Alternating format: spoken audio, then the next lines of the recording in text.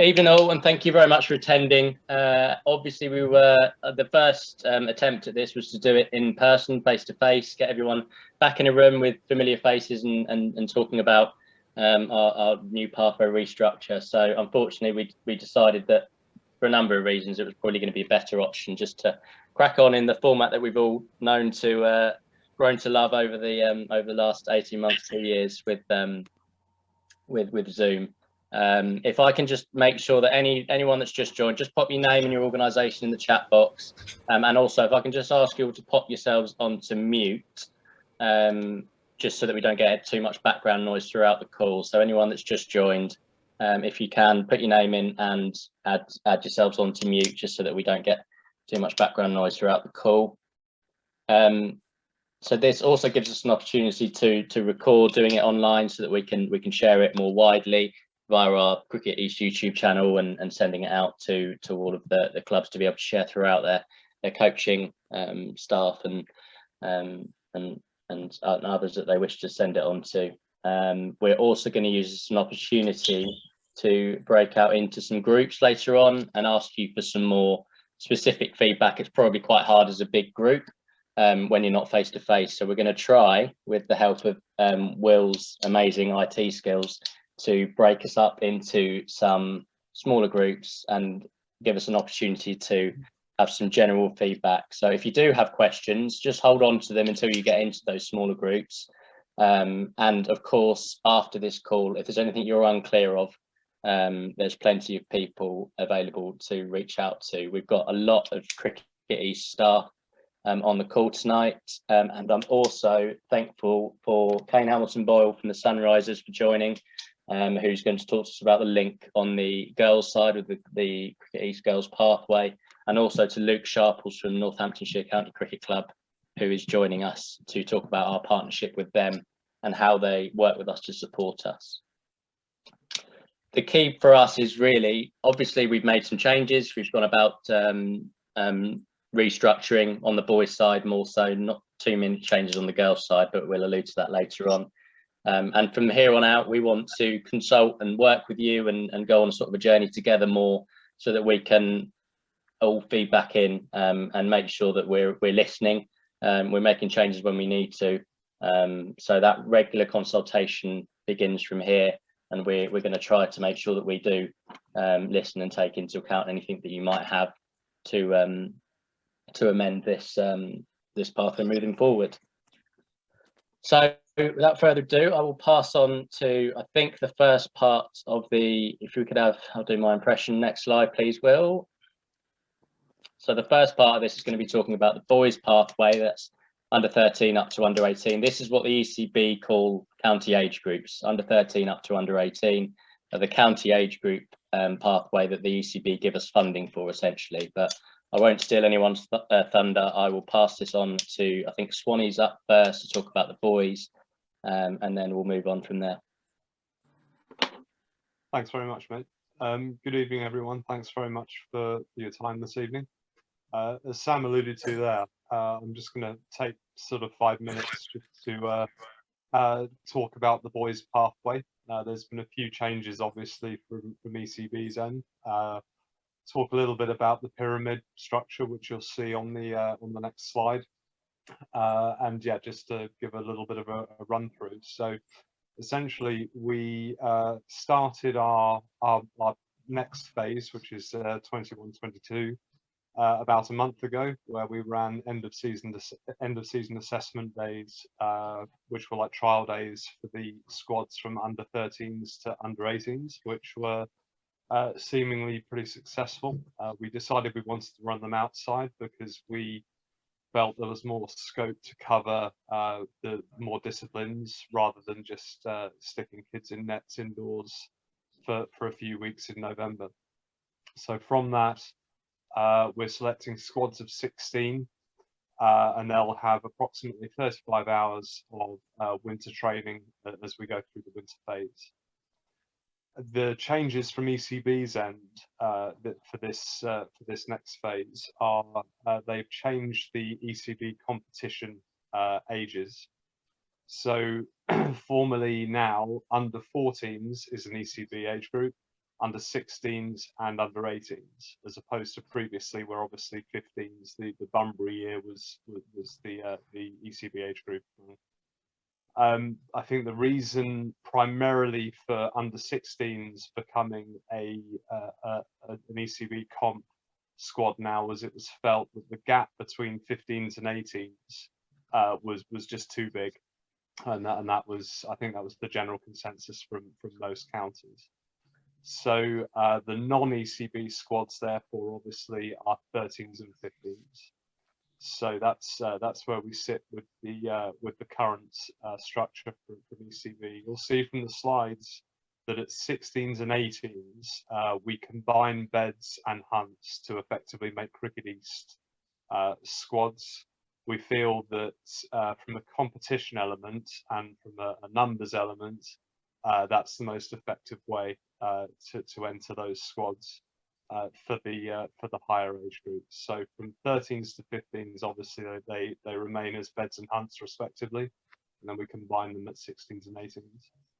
You'll see to the right hand side of this slide, there are some suggestions. We've sort of toying with some ideas around development squads at 13s and 15s. But this will be more into sort of future phases rather than initially. We look at these as re-entry points essentially for the pathway to have those development squads at the non-ECB ages, and they would sit at squad sizes of up to 16. Potentially not that big for development squads, but that's where they would sit up to. So that's what's on the right hand side there. Next slide, please, Sneaky. So this is the pyramid, if you like. This is our pathway pyramid. Highlighted in red are the non-ECB competitions, as we've just explained there, and then in black are the ECB comps. To the right-hand side, you'll see that we've got a little bit there about our partnership link with Northamptonshire, where essentially our strongest players from our Cricket East EPP, which is a combined EPP for beds and hunts, which we run from 13s to 16s. The strongest players from there identified have a route into the first class game if they're deemed within that talent ID bracket. So we also get support from Northamptonshire around strength and conditioning, which is very, very helpful. So specialist areas that, to be honest with you, would otherwise be rather difficult to obtain, we get very, very good support from Northamptonshire on that front. And it also gives our players a direct route into a first class county should they be deemed within that player potential bracket. So that's just a very brief overview of our pathway there. The pyramid structure, the ECB competition, the non-ECB competition, and our own emerging player program. So thanks very much.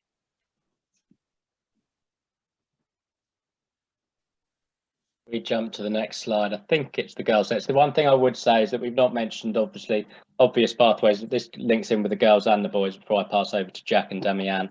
Is that the other obvious partners that we work with, that I've dragged this pyramid off another slide, but there is some text also that explains our partnerships with both of the national county clubs, which is obviously Bedfordshire and Huntingdonshire. So we do aim to link with them as a direct route through for any under 18s that don't quite make it into the first class game, of course, and there is links to the national counties competitions as well. So that's one thing that I needed to add onto these slides but didn't quite make it. But yeah, I'll pass on to Jack and to Damian to talk about the girls.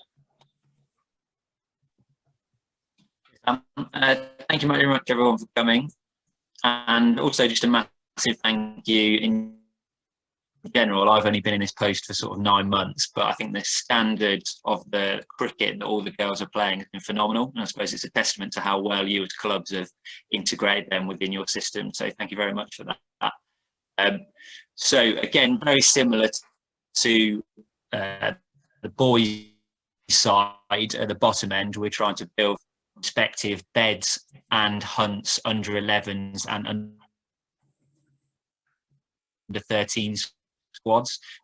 We also have development squads, both Bedfordshire and Huntingdonshire. We have about 60 girls at 12 to 13, so really healthy in terms of those ECB years. We combine to make sure that we're sort of being more competitive in those competitions, but also at under 15s and under 18. So there are hubs within both Bedfordshire and difference on the girls' side. And so we, Bedfordshire and Huntingdonshire, have exactly the same state in regards to the women's game. So our pathway is to the Sunrises. We're fortunate enough to have 3 players who have just got onto the. They won't until the age of 19.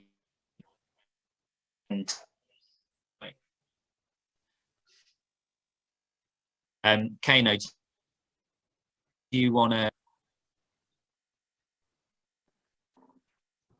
Herman, you're breaking up a bit, mate.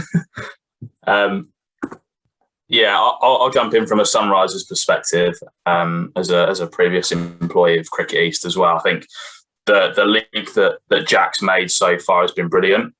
So I guess to give you a bit of an overview, the Sunrisers came about as part of the new elite domestic women's structure a couple of years ago now, but as a pathway, I suppose, which is where my role lies, has been around since last summer. So my role is with the Emerging Player Programme, which is a regional programme. So we have quite a large catchment area of 9 counties, and part of that is obviously doing some work with Cricket East, and that link with Jack has been really important this year. So our programmes run through the EPP. We then go into an academy and then have a first team who compete nationally. So my role, I guess, is looking as a talent ID perspective, and that work with Jack to identify the talent comes from many hours of scouting throughout the summer. So for the Emerging Player Programme, which I think will be the primary link going forwards, we're looking predominantly from 13 to 18, and we've capped that now this year. As I think Jack tried to get out with his poor Wi-Fi, you've now got 3 girls that are on the programme. So there's promising signs going forwards, and I guess that link that we're looking to firm up is something that we'll be working with Jack, Sam and Damian going forwards. But yeah, I guess if you've got any questions for me, feel free to direct message me in the chat box, and I'll be happy to answer for the duration of the call. Top stuff. Thanks, Kane. Yes, Kane. Sorry for having rubbish Wi-Fi. That's all right, Jack. If we jump onto the next slide, Will, I think it might be your time to shine, Damian. It could be, but we might have to skip forward and then skip back. Oh, no, is it? Go. Yeah, okay. Okay. Evening, everybody. Real shame that we can't meet up in person, but completely understand why not. I'm not going to keep you very long. But it was just to say, obviously, my name's Damian, and I look after participation and growth of the women and girls game across Beds and Hunts. And although I do work with Jack and with Kay, my role primarily is to support you, the clubs, at all levels of the women and girls game. So the women at the moment, I think, is in a really, really strong place.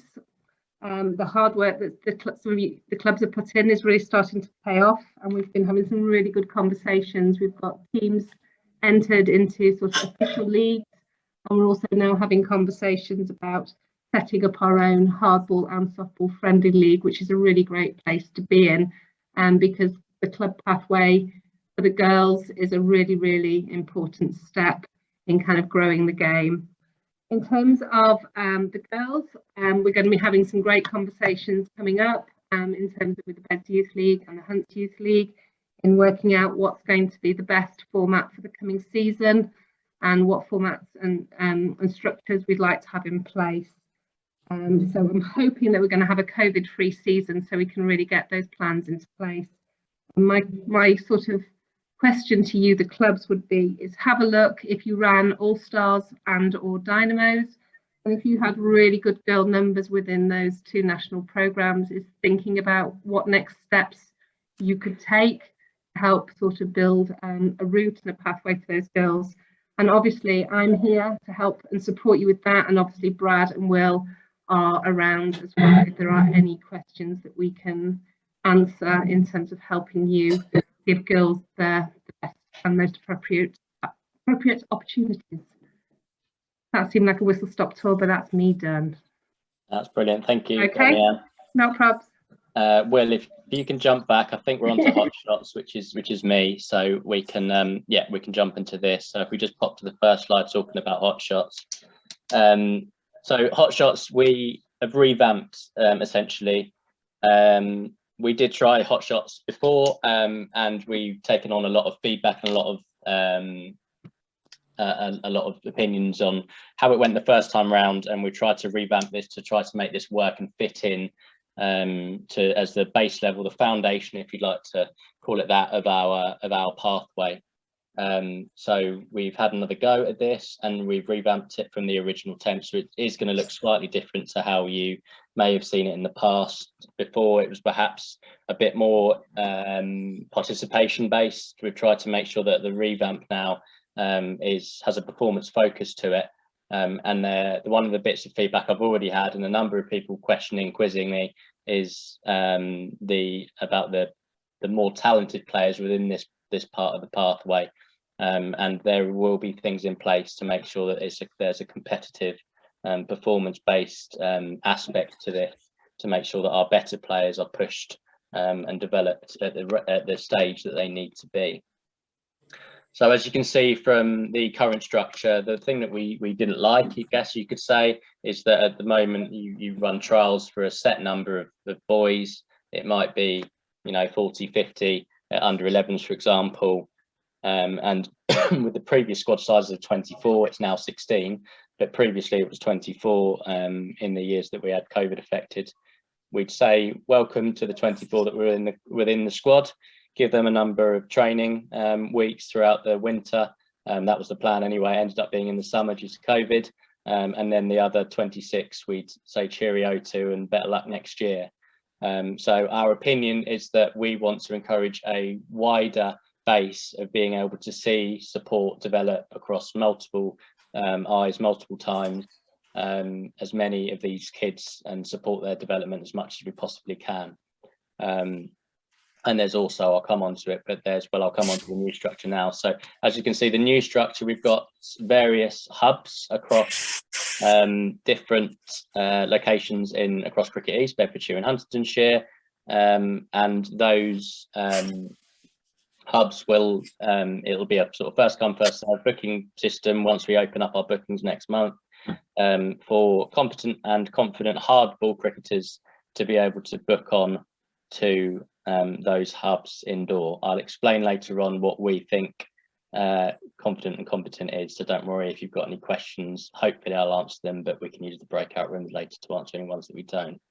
So across the winter they'll do 15 hours, 10 times 1.5 hour sessions, and that's starting in January all the way through to the end of March. And then the plan is for us to run festivals, internal festivals initially, across both counties, again via a booking system for kids to be able to book on, where we'll play lots of games, lots of internal structured games that will hopefully be able to support their development, give them gameplay opportunities with some coaching aspects to it, stopping and intervening when we need to, but trying to encourage plenty of freedom, plenty of exciting cricket, whilst we see them in a match. On top of that, like I said, there is a performance aspect to this, so we will use the winter hubs as well as the internal hubs to talent ID boys, and we will look into some festivals and other formats to play against other local counties. So if you've heard rumours that that's it and it's just participation based and we're just trying to encourage us to see as many cricketers as we can, but not pushing on the ones that are better. That's not strictly true. We are going to use talent ID opportunities to select representative age groups for both Bedfordshire and Huntingdonshire representative hotshot sides to compete against other local counties. If we just jump on to the next slide, Will, thank you. So there's lots of benefits. We think there's lots of benefits to this with regards to the age and stage of this. So under 10s, we've decided to leave alone for now. We're going to encourage under 10 cricketers, and Brad and Will come on to this later on. We're encouraging under 10 cricketers to make sure they're playing hardball cricket at the hardball in the hardball competitions, or even just training a hardball training within their club environment.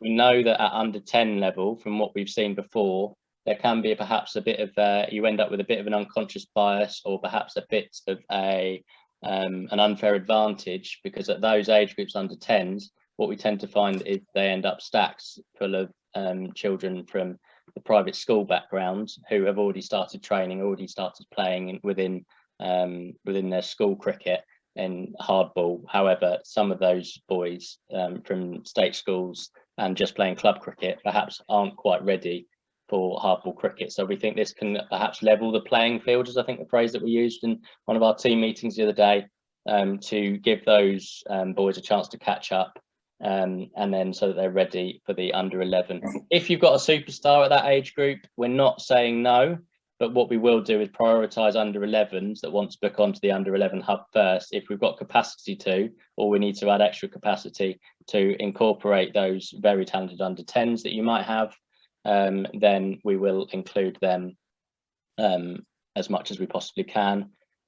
Like I mentioned, the more opportunities to play. So Mo Bobat, for those that know from the ECB, his catchphrase is multiple eyes, multiple times. This opportunity gives us plenty of chances to see these kids play and evaluate them across different coaches as well. So rather than just one coach seeing someone train for 10 weeks or through the whole summer as part of their squad, we hopefully get coaches to be able to jump around into different festivals, different training venues, so that we can support their development in those ways as well. This will essentially give us a lot better knowledge of a wider group of players, and that's what we want to do, rather than see, like I said, the door doesn't slam shut. We don't see the same 16 boys at the start of every year and only work with them. So yeah, the advantage of this is that we get a better knowledge of a wider group of players.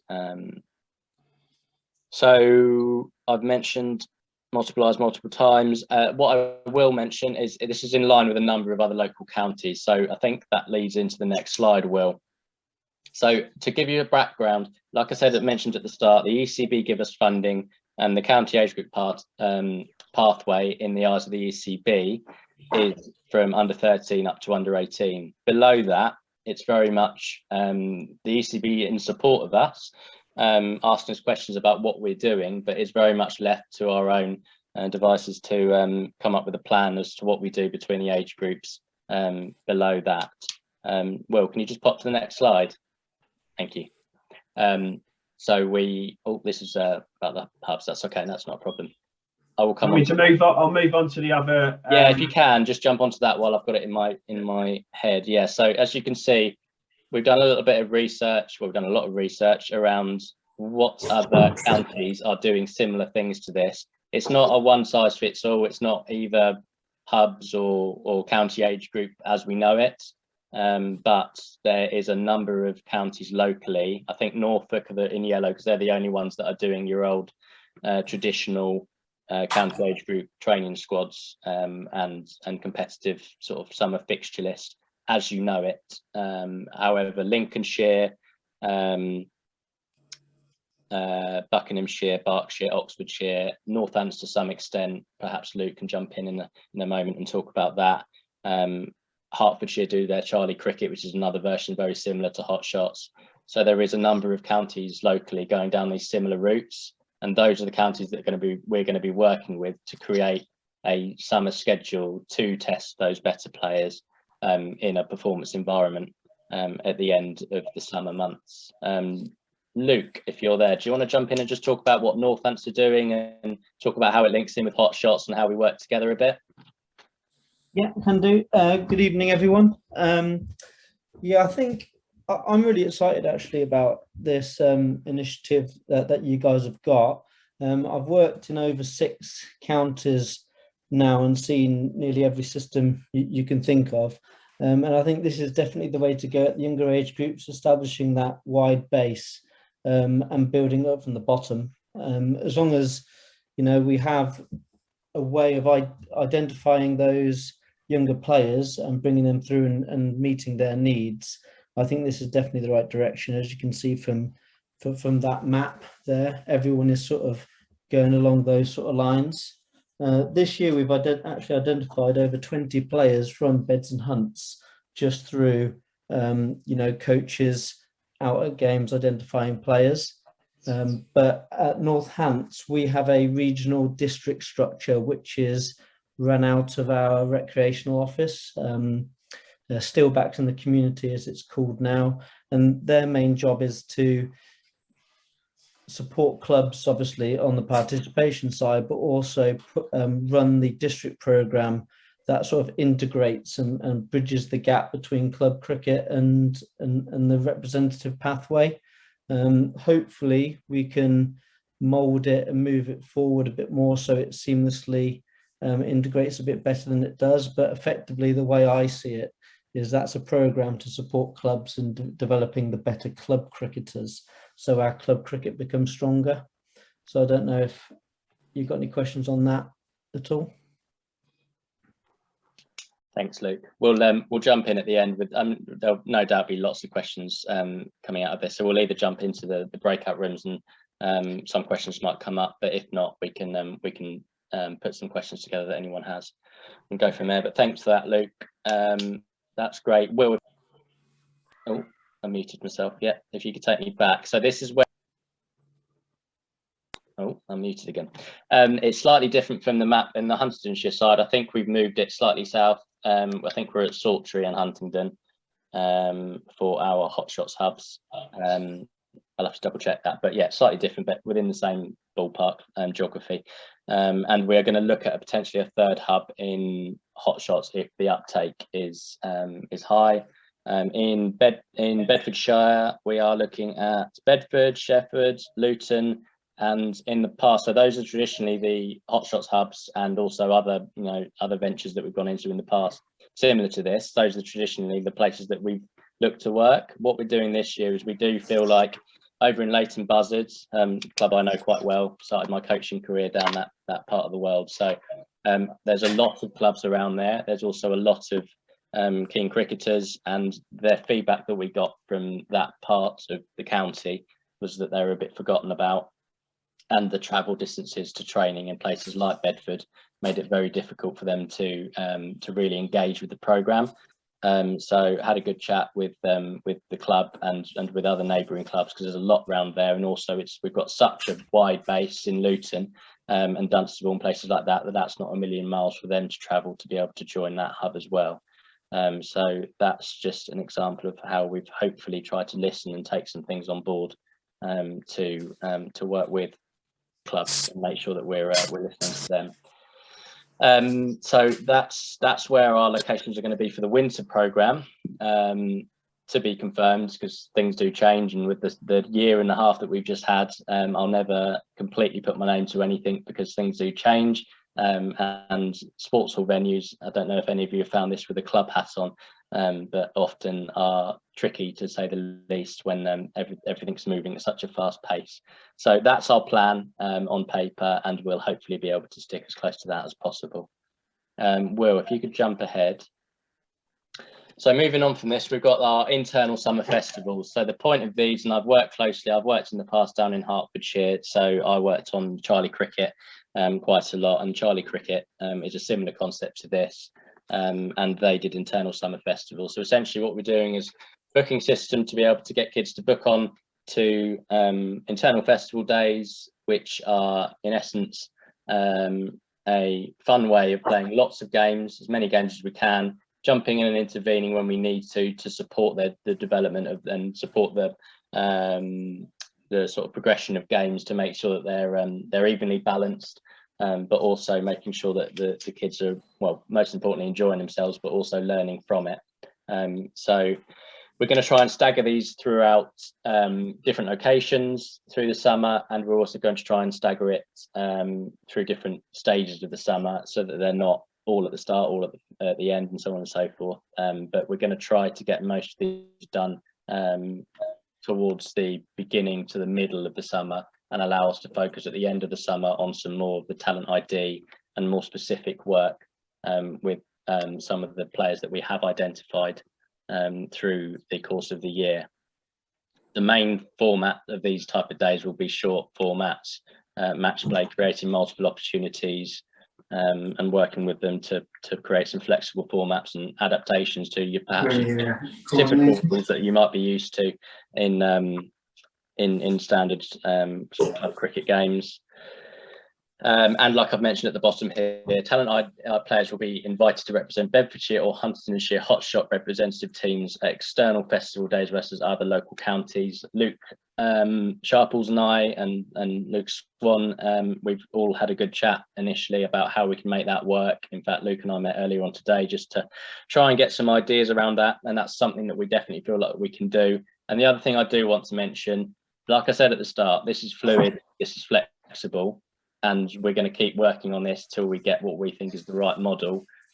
So if we feel like there's not enough opportunities for those talented players, or we want to try different things, perhaps specific training sessions for those players, then we can add, chop, change until we get this right. So it's flexible, it's fluid, and we'll listen to feedback from both you, other coaches, and other counties as well, because this is a learning process for us, and we won't put our hand up and admit that we're going to get things perfectly first time, but we're going to keep listening and keep trying to adapt this to make sure that at the end we've got the finished product that's going to help support our players and the entry point of our pathway. Is there any other slides on Hotshots, Will? I've already talked about that one. Right, so this is just, I talked a bit earlier on, so what are we looking for from you as clubs when we're asking you to put players forward? So we will be going out in sort of a nomination process, if you like, asking you to send on to the players that you feel are appropriate for this. And we talked about confident the other day as a team in the office, and what did we think that was? So these are some of the skills, and these will of course be included in the communication that goes out to clubs when we're asking you to put people forward for this and send on the information of how to book onto Hotshots. Last time, as I mentioned, Hotshots was very much a participation based, and we found that the difference between the top player in the room and perhaps someone that had just come out of perhaps a Dynamo's setting environment, the difference between that top and bottom player was perhaps quite high. So what we're trying to do within these hubs is ensure that we've got competent and confident hardball cricketers to be able to help support and develop through this program. So there is more of a performance focus to this than the last time round that we had a go at our Hotshots hubs. So that's where we're at for now. I will of course send around this this slideshow afterwards, and we'll also send the recording round so that we can go over it as well. But that's where we are with Hotshots, and I think the next part, is there anything else on? No, so it's on to Brad and Will. Yeah, cheers, Sam. Evening all. So this is the last slide of our presentation this evening. So I'm just going to coming at it from a bit of a different angle in terms of club support and more specifically what we can offer in terms of a club coach support base. The idea being, and I'm sure you all agree, it doesn't take a genius to work out, if we can improve the standard of coaching, we can produce better coaches, but more better coaches, then that's going to benefit your club, because you'll have better players coming through your own club pathway system. And it should also help the Hotshots program by, when it's time for us to nominate, or when we're asking clubs to nominate, put forward names for the Hotshots program, you are selecting from you're offering this to a wider pool of players, so we can get more people into the Hotshots program, more kids into it, they will benefit from going on that journey for the reasons that Sam has just laid out, all the benefits that come from it. So what are we doing in terms of coach and club coach support? So we've got some more Coaches Association events coming up soon.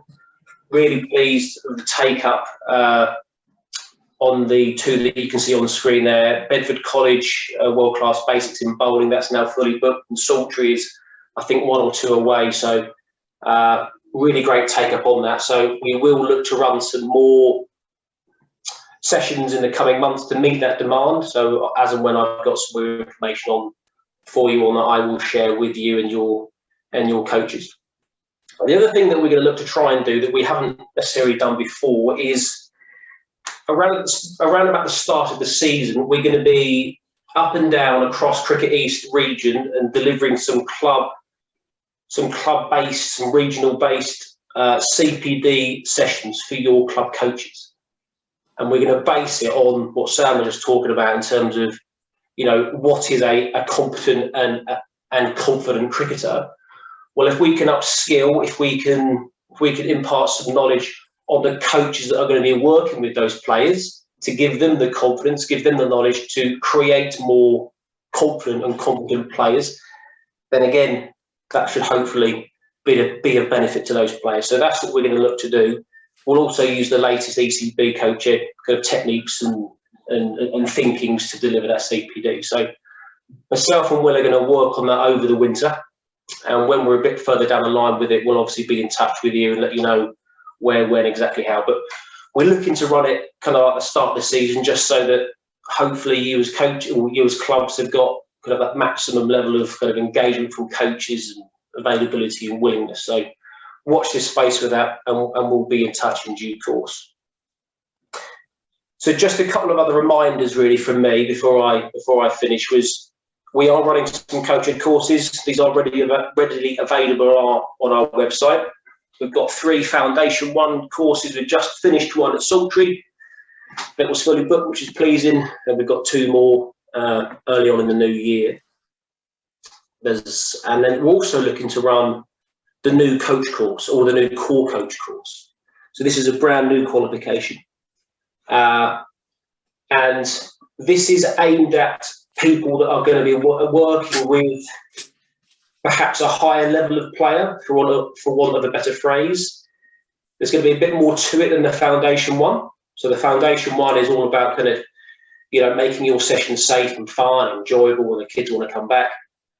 The core coach course is a step up from that. So it's going to be a little bit more the technical side of things and actually making better kind of cricketers with sounder techniques, etc. So I don't know too much more about it yet, because the ECB haven't yet released the full programme. Myself as a tutor, we haven't gone on the tutor training, so I don't know the exact ins and outs of it, but it looks like quite an exciting course, and I have put some information about it on our website. And just a final reminder for you as coaches out there, or just pass on the message, keep banging the drum about I Coach Cricket. It really is a great resource. Plenty of games, drills, activities on there that are readily available. You can download it onto your phone. And there are some useful bits on there that, again, it's all about expanding the knowledge of our coaches. So these are the things that we're going to look into kind of implement over the next few months from a club support angle in terms of helping out your club coaches. Okay, that's me done. I think that's it, Sam. At work, right. Is this your time to shine, Will? Yeah, I think Yes, it mate. Right. So we're just going to jump into some breakout rooms now. So I've assigned you all to breakout rooms, and I'm going to press the button in a minute. So it could well be the end of the session. So hopefully it all works to plan. We've just got a couple of just very quick questions there, very basic questions, just to try and get some feedback from you all. So just let us know what your initial thoughts are, and obviously if you've got any general questions off the back of them. In each breakout room, there's going to be at least one member of Cricket East staff who's going to take some notes and maybe answer any questions that you have. Obviously, if they can't answer those questions, we'll go away and get back at a later date. We've got about 10 minutes in the breakout room. It will then automatically close, and we'll come back just to finish off in the main room. So here we go. Right. So there's lots of, hopefully, like I said before, we're going to take plenty of notes from this and take it away with us to be able to hopefully then make any changes that we need to, take on any points that we need to, and make sure that we implement what we can to try and support this. As I mentioned at the start, hopefully you're aware of plenty of Cricket East staff across the call, and you can touch base with any of us to talk about Hotshots, the pathway, boys and girls, and we can kick on from there. But like I said, this isn't now a closed door and see you again in 6 months, 9 months, 12 months time. It's an open dialogue now that we want to keep with the clubs. And I will say, look, we're not going to get this perfect first time around. There's going to be things that we change and chop and change and adapt to this, but it's all about working on this till we get the right model to make sure that we're supporting the development of our young players all the way through from top to bottom of the pathway and moving on to play county club cricket, and also hopefully some first class cricketers as well. So and links with Northants and Sunrisers. So thank you very much for everyone for joining tonight. Do send over questions if you've got more or any feedback that you've got that you want to discuss with us. Please do keep your eyes peeled for emails that do come out, because we're going to need your help to make sure that we get the kids on board here and get them booked up so that we can get started with our Hotshots program in January.